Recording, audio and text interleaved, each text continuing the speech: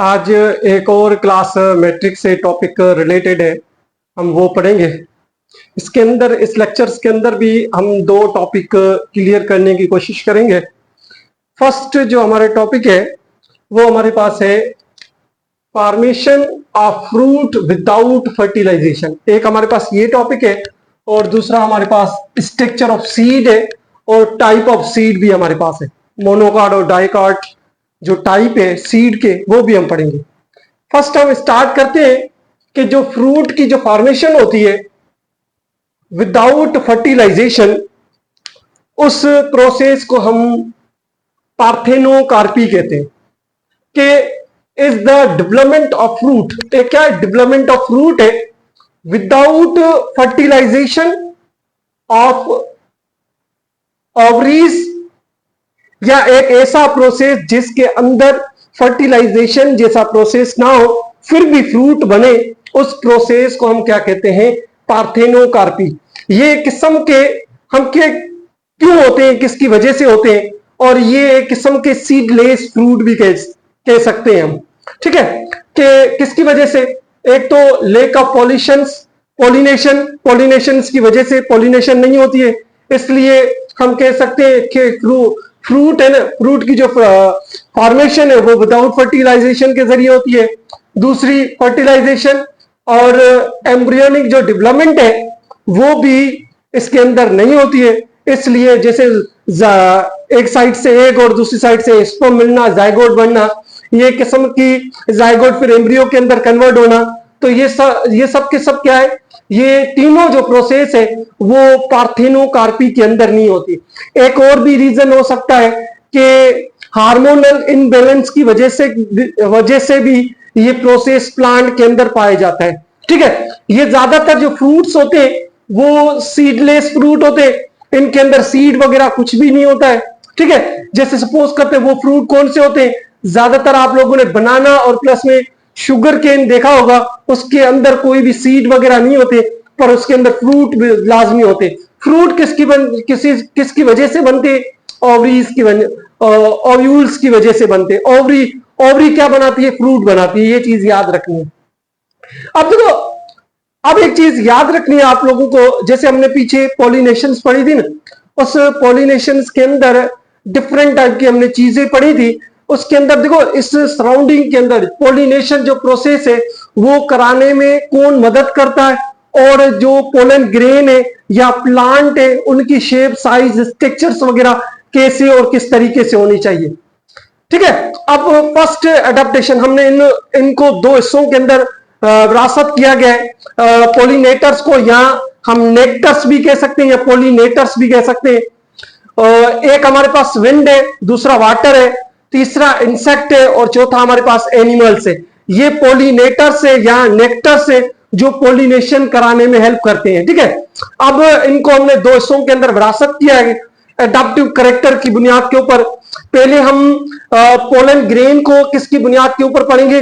Water और plus में wind की बुनियाद के ऊपर पढ़ेंगे कि वाटर और विंड के जरिए जो पोलिनेशन होती है उसके फ्लावर्स और पोलन ग्रेन किस तरीके से कैसे होते हैं, उसकी स्ट्रक्चर किस तरीके से होती है, ये सब कुछ हम पढ़ेंगे। ठीक है, उसके बाद हम आते हैं pollen grain are non attractive होते हैं, या हम कह सकते हैं फ्लावर जो है, फ्लावर भी नॉन अट्रैक्टिव हो सकते हैं। यहाँ इसके जो पोलन ग्रेन है वो भी, उसके अंदर कोई भी स्टिकी मटेरियल्स वगैरह नहीं होता है, इसलिए वो नॉन अट्रैक्टिव होते हैं।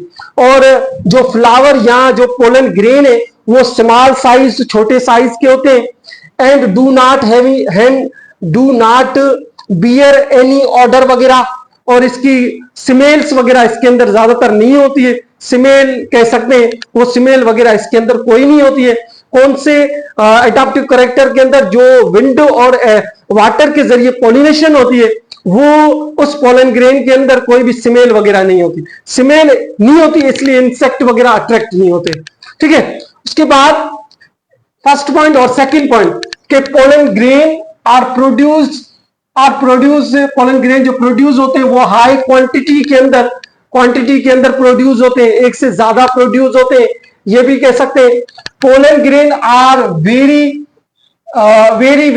लाइट, बिल्कुल पतले से होते हैं, उनका वेट जो है वो तमाम कम होता है। हम कह सकते हैं जो विंड और प्लस में वाटर के जरिए जो पॉलिनेशन वो पोलन ग्रेन होती है उसकी साइज के अंदर भी कम होते हैं, और उसकी वेट की बुनियाद के ऊपर देखेंगे तो वेट उसका इतना नहीं होता है। ठीक है, सम हैव बियर विंग्स, और किसी के अंदर बियर विंग्स होते हैं, और and the parachute like structure. Parachute किस तरीके से, सपोज करते हैं ये हमारे पास पोलन ग्रेन है, इस तरीके से पैराशूट लाइक स्ट्रक्चर से जो मजे से नीचे आते हैं या पानी के जरिए मूव करके कोई भी प्लांट वगैरह बनाते रहते हैं। उसके बाद do produce high quantity of nectar, और जो ये चीज याद रखना कि इसके अंदर ये चीज याद रखनी है हमें, जैसे आप लोग यहां देखोगे कि produce high quantity of nectar के डू नॉट है यहां पे, sorry do not produce high quantity of nectars वगैरह, और इसके लिए इतने ज्यादातर नेक्टर्स वगैरह नहीं होते। इनकी पोलिनेशन विंड या वाटर के जरिए होते, कभी कभी वाटर भी नहीं होता है, या कभी कभी हम कह सकते हैं विंड भी 24 घंटे नहीं होती है, तो इसलिए इसके जो नेक्टर्स है वो कम होते हैं। दूसरी एडेप्टिव कैरेक्टर्स किसकी बुनियाद के ऊपर, एक एनिमल्स की बुनियाद के ऊपर, दूसरे इंसेक्ट की बुनियाद के ऊपर। अब उस पोलन ग्रेन की जो शेप या फ्लावर की किस तरीके से, जो फ्लावर है जैसे इसका स्मॉल इन साइज फ्लावर था तो इसका लार्ज इन साइज था, और अट्रैक्टिव भी होते हैं, जो इसकी जो पोलन ग्रेन होते हैं वो अट्रैक्टिव होते हैं, या हम कहेंगे फ्लावर भी सब के सब क्या होते हैं, अट्रैक्टिव होते हैं, जो इंसेक्ट और एनिमल को अट्रैक्ट करते रहते हैं। ठीक है, ब्राइट कलर्स होते हैं, जैसे सीपल्स है, पीटल्स है, ब्रस्ट वगैरह। सीपल्स पीटल मैंने आप लोगों को पीछे पढ़ाया था, ये इसका मजमा है। ठीक है, इसलिए हम इसको ब्रस्ट कहते हैं। ठीक है, और pollen grain are sticky substance और हुक होते हैं, जैसे सपोज करते हैं इसके पास, इस पोलन ग्रेन के पास इस हुक लाइक स्ट्रक्चर्स पाए जाते हैं जो इसको चिपकने में काम करते रहते हैं। ये क्या है, ये हुक्स है। ठीक है, उसके बाद स्पेशल ऑर्डर वगैरह, या जो इस टाइप के जो पोलन ग्रेन्स होते हैं उनके अंदर एक स्मेल वगैरह होती है, इसलिए ज्यादा से ज्यादा इंसेक्ट और एनिमल अट्रैक्ट होते हैं। ठीक है, produce high quantity of nectar. Insect आप लोगों को पता है फाइलम आर्थ्रोपोडा है, वो पूरे दुनिया के अंदर फैले हुए होते हैं, तो ये इनके जो नेक्टर है वो ज्यादा होते हैं। ठीक है, उसके बाद हमारे पास सेकंड टॉपिक है, हमारे पास स्ट्रक्चर ऑफ सीड, और प्लस में हमारे पास टाइप्स ऑफ सीड पढ़ेंगे। टाइप ऑफ सीड हमारे पास मोनोकॉट भी है, डाइकॉट भी है। ठीक है, अब देखो सीड क्या है, सीड एक किस्म की राइपेंड ओव्यूल है, ओव्यूल है, वो डेवलप होता है fertilisation during the process of fertilisation ovule contain dormant embryo, और उस ओवरी के अंदर क्या होता है, एम्ब्रियो होता है जिसको हम ओव्यूल कहते हैं। ठीक है, ठीक है, वो क्या कहते हैं, उसको हम ओवरी कहते हैं। वो एम्ब्रियो क्या होता है, वो फ्रूट बनाता है। ठीक है, फ्रूट बनाता है, हम कह सकते हैं वो फ्रूट बनाता है, ओवरी फ्रूट बनाती है।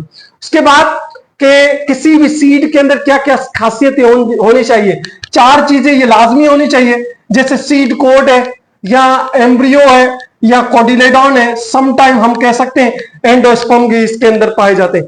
ये मैंने डाइकॉट सीड उठाया।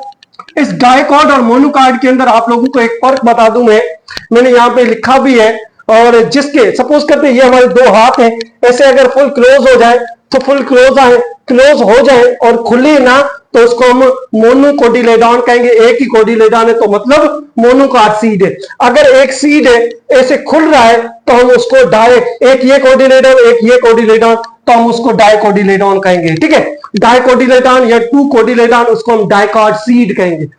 उसके बाद हम आते हैं स्ट्रक्चर ऑफ सीड, मैंने उठाई है। सबसे जो आउटर लेयर होती है उसको हम टेस्टा कहते हैं, और इनर मोस्ट लेयर होती है उसको हम क्या कहते हैं, टेग्युमा कहते हैं। इसको हम कलेक्टली क्या कहेंगे, सीड कोड कहेंगे।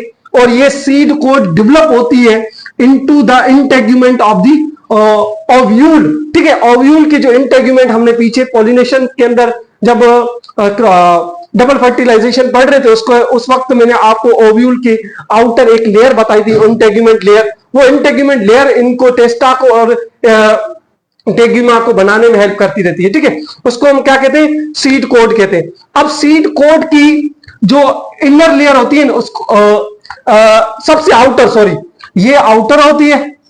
ठीक है, और ये क्या होती है, इनर होती है। ये चीज याद रखना, थोड़ी सी मेरे से मिसप्लेसिंग हो गई है। आउटर जो होती है वो टेस्टा होती है और जो इनर होती है वो टेग्यूमा होती है, ठीक है। अब देखो सीड जो है इसका काम क्या है, ये कि दोनों लेयर्स का, टेस्टा और टेग्यूमा का लेयर का काम क्या है, सीड के अंदर जितने भी एम्ब्रियोनिक स्टेज पाए जाते हैं उनको प्रोटेक्शन करना, एक प्रॉपर शेप वगैरह देना, और ये सीड कोड का काम होता है, ठीक है। Embryo develop from the diploid zygotes. आप लोगों को पता होना चाहिए कि सीड के अंदर जो एम्ब्रियोनिक स्टेज होता है या एम्ब्रियो होता है वो जब फर्टिलाइजेशन के दौरान एग और स्पर्म्स मिलते हैं तो क्या बनता है, जाइगोट बनता है। ये 2n होता है, ठीक है। उसके बाद ये जाइगोट कन्वर्ट हो जाता है किसके अंदर, एम्ब्रियो के अंदर। तो एम्ब्रियोनिक स्टेज के अंदर क्या क्या चीजें सीड के अंदर होती है ये हम पढ़ेंगे, ठीक है। उसके बाद कि अगर seed have small axis, small axis का मतलब ऐसे खुल जाना। अगर सीड कोई कोई ऐसे होते हैं जो खुलते नहीं है, दो खुल रहे तो मतलब वो डाइकोटिलेडॉन है या डाइकॉट है, ठीक है। हैविंग बिटवीन टू कोटिलेडॉन, तो उसको हम अपर जो होता है प्ल्यूमल्स होता है और नीचे वाला जो लोअर जो पार्ट होता है उसको हम रेडिकल्स कहते हैं। जैसे अगर जो रेडिकल्स जो होते हैं वो रूट अराइज करते हैं, ठीक है, और ऊपर वाला पार्ट जो क्या होता है, प्ल्यूमल्स होता है जो लीव्स को अराइज करने में हेल्प करता है, ठीक है। और ये एपिकोटिलेडॉन मतलब अबोव मूव करना, हाइपोकोटिलेडॉन का मतलब नीचे मूव करना, ठीक है। इस प्रोसेस को हम हाइपोकोटिलेडॉन या एपिकोटिलेडॉन, और जिस पॉइंट से लीव अराइज होती है उसको हम क्या कहते हैं, प्ल्यूमल्स, और जिस पॉइंट से रूट अराइज होती है जिसको हम क्या कहते हैं, रेडिकल्स कहते हैं। अब ये कोटिलेडॉन है, ठीक है। ये चीज याद रखना कि डाइकॉट सीड के अंदर आप लोगों को एंडोस्पर्म नजर नहीं आता है, तो ये कोटिलेडॉन नजर आता है। और कोटिलेडॉन का काम क्या है, फूड को या न्यूट्रिशन को स्टोर करके रखना, ठीक है। आगे हम पढ़ते भी हैं, ठीक है। अब देखो ड्यूरिंग द जर्मिनेशन, अब अगर इस सीड को हम किसी जमीन के अंदर लगाएंगे, लगाने के बाद जर्मिनेशन प्रोसेस के जरिए इसके अंदर दो पार्ट्स होते हैं एम्ब्रियोनिक स्टेज के अंदर, एक प्ल्यूमल्स होता है जो दूसरा होता है रेडिकल्स। अब रेडिकल्स जो है और प्ल्यूमल्स जो डेवलप होता है शूट के अंदर, हाँ, और जो रेडिकल्स डेवलप होती है किसके अंदर, रूट्स के अंदर होती है। और seed contain leaf like structure जिसको हम क्या कहते हैं, कोटिलेडॉन कहते हैं, ठीक है। ये कोटिलेडॉन है जिसके अंदर प्लांट के अंदर जो एम्ब्रियोनिक स्टेज होती है उसकी न्यूट्रिशन वगैरह कोटिलेडॉन के अंदर स्टोर होती है। इसके अंदर एंडोस्पर्म नहीं होता है, तो उसके बदले में कौन काम करता है, जैसे मैंने आप लोगों को समटाइम एंडोस्पर्म या कोटिलेडॉन होता है, ठीक है। उसके बाद अब इस कोटिलेडॉन को दो हिस्सों में विरासत किया गया है कि अगर एक ही कोटिलेडॉन हो तो उसको हम मोनोकार्ड कहेंगे, अगर दो कोटिलेडॉन हो तो उसको हम डाइकॉट सीड कहेंगे, ठीक है। अब ये चीज याद रखना कि इन सबको हम कोटिलेडॉन है या रेडिकल, हाइपोकोटिलेडॉन, प्ल्यूमल्स, एपिकोटिलेडॉन, इसको हम एम्ब्रियो कहेंगे। ये एम्ब्रियोनिक स्टेज है जो आगे चल के न्यू प्लांट वगैरह बनाने में हेल्प करते रहे, ठीक है। समटाइम देखो किसी प्लांट के अंदर मैंने आप लोगों को बोला कभी कभी क्या होता है, एंडोस्पर्म्स होते हैं और कभी कभी क्या होता है, कोटिलेडॉन होते हैं। अब जिस डाइकॉट सीड है ज्यादातर उसके अंदर एंडोस्पर्म्स नहीं होते, तो एंडोस्पर्म आर नॉट प्रेजेंट, तो then the food store in cotyledon. अगर किसी सीड के अंदर एंडोस्पर्म नहीं होता है, जो उसका फूड रिजर्व फूड है एम्ब्रियो के लिए जो स्टोर हुआ होता है वो किसके अंदर, कोटिलेडॉन के अंदर स्टोर हो जाता है, ठीक है। अब सीड के अंदर एक कर्व लाइक स्ट्रक्चर, जैसे सीड है एक कर्व लाइक स्ट्रक्चर, ऐसे कर्व लाइक स्ट्रक्चर किडनी की तरफ एक कॉन्वेक्स की कॉनकेव की तरह एक मुड़ी हुई पॉइंट्स होती है जिसको हम क्या कहते हैं, हाइलिन कहते हैं। हाइलिन के अंदर एक ओपनिंग होती है जिसको हम माइक्रोपाइल कहते हैं, क्या कहते हैं, माइक्रोपाइल। और स्केलरी ओपनिंग होती है सीड कोड के अंदर जिसको हम क्या कहते हैं, माइक्रोपाइल कहते हैं। इस ओपनिंग को माइक्रोपाइल कहते हैं और ये जो कर्व है इसको हम हाइलिन कहते हैं, ठीक है। उसके बाद इस माइक्रोपाइल के जरिए प्लांट के अंदर वाटर्स वगैरह या डिफरेंट टाइप के जो मिनरल्स वगैरह इंटर होते हैं। जब हम किसी भी सीड को जमीन के अंदर लगाते हैं, बोने के बाद क्या होता है, उस माइक्रोपाइल के जरिए वाटर और डिफरेंट टाइप के न्यूट्रिशन जाते हैं और इस एम्ब्रियोनिक स्टेज को एक्टिवेट करते हैं। फिर प्ल्यूमल और रेडिकल्स जो सीड से बाहर निकल के एक पूरी इंडिविजुअल प्लांट्स बनाती है, ठीक है। तो ये चीज याद रखना माइक्रोपाइल एक ऐसी ओपनिंग है जिसके जरिए वाटर्स वगैरह इंटर होते हैं और बाद में जो रूट्स या हम कह सकते हैं शूट निकलती है। ठीक है, एक स्मॉल ओपनिंग है। उसके बाद ये हमारे पास डाइकॉट सीड था। अब हम मोनोकॉट सीड के अंदर पढ़ेंगे। देखो समटाइम मोनोकॉट सीड जो है राइपेंड ओवरी से होता है। क्यों राइपेंड ओवरी से होता है? उस वाल को हम पेरीकेप कहेंगे। पेरीकेप का मतलब है वो फ्रूट, सब नहीं, कुछ कुछ फ्रूट ऐसे होते हैं जो ओवरी से डेवलप होते हैं या ओवरी से बनते हैं, उस प्रोसेस को हम क्या कहेंगे? पेरीकेप कहेंगे। क्यों? क्योंकि फ्यूज्ड परमानेंटली सीड कोट जो है वो फ्यूज्ड हो जाता है परमानेंटली, किससे? ओवरी से। और इसलिए जो मोनोकॉट सीड होते हैं वो किससे डेवलप होते हैं? ओवरी से डेवलप होते हैं। समटाइम कुछ कुछ सीड्स के अंदर ऐसे, जैसे वो कौन है? मेज, जैसे मकाई वगैरह है, मकाई है, ग्रेन्स वगैरह, जिसके अंदर internally unequal part of the thin cell layer होती है, जिसको हम क्या कहते हैं? एपिथेलियम कहते हैं। ठीक है, ये अनइक्वल पार्ट होते हैं, इसलिए इसका जो राइपिंग ओवरी है ना, वो सीड को मोनोकॉट सीड को बनाने में हेल्प करती है। जैसे अब उसके दो पोर्शंस हैं इस सीड के, मेज के सीड के।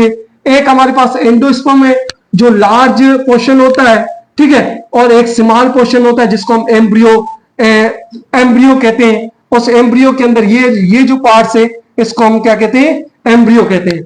अब इस एम्ब्रियो के अंदर एक शील्ड शेप्ड कोटिलेडॉन होता है, उसको हम क्यूटीलम कहते हैं। एक ऐसे शील्ड शेप्ड स्ट्रक्चर होती है, इसको हम क्या कहते हैं? क्यूटीलम कहेंगे। ठीक है, अब इस क्यूटीलम के अंदर ये चीज याद रखना, ये शेप जो है वो क्या? क्यूटीलम है।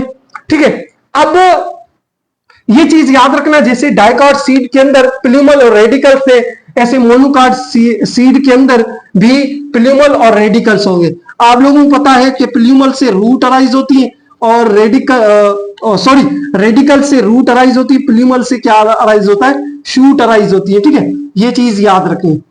ठीक है, उसके बाद अब देखो ये जो कोलेरेजिया है या कोलेप्टाइल्स क्या है? ये क्या करती है? एक शीट होती है जो प्लूमल के ऊपर ऐसे प्रोटेक्शन करती है। ठीक है, वो उसको हम कोलेप्टाइल कहेंगे।